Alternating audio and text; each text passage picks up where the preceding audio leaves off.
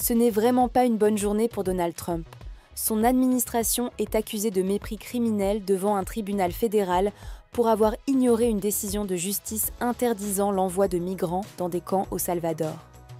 Pendant ce temps, des figures comme Bernie Sanders et Alexandria Ocasio-Cortez remplissent des salles en Idaho, Montana et Utah, scandant des slogans comme « Taxer les riches » et dénonçant Trump. Sur le plan économique, ces politiques tarifaires tournent au désastre. L'économie vacille, les PDG perdent confiance. La Chine se moque de lui en diffusant des mèmes humiliants. Même sa porte-parole Caroline Leavitt en appelle publiquement à Xi Jinping pour renouer le dialogue, sans succès. Trump, pourtant, continue de clamer que l'Amérique est de retour, alors que les indicateurs économiques disent tout le contraire. La réalité ?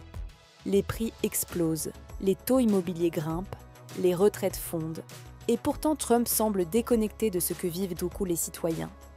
Il croit encore que tout le monde se nourrit d'informations biaisées venant de ses alliés médiatiques. Mais de plus en plus de gens s'informent ailleurs, comme sur Comfort News qui ne mâche par ses mots à son égard. Même le Financial Times dénonce ces dérives, parlant des conséquences d'un roi fou, soulignant à quel point son impulsivité est incompatible avec la stabilité.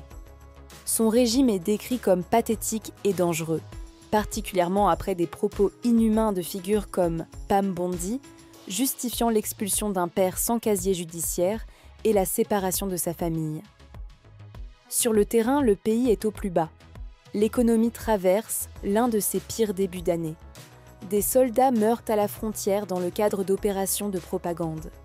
Des catastrophes naturelles frappent et Trump refuse l'aide fédérale. Un gouverneur victime d'une tentative d'assassinat n'a même pas reçu un mot de soutien de Trump. Et pourtant, pendant que le chaos règne, l'équipe Trump et certains de ses soutiens comme Kevin McCarthy ou Elon Musk s'attardent sur des projets absurdes comme une carte d'or vendue à prix d'or aux oligarques. Ils cherchent à rejeter la faute sur d'autres, comme Jerome Powell ou Fauci, refusant d'assumer les conséquences de leurs propres décisions. Même des ex-soutiens comme Azealia Banks admettent s'être trompés, qualifiant Trump de mesquin et vindicatif et reconnaissant l'ampleur du désastre. Aujourd'hui, la Chine se moque de lui.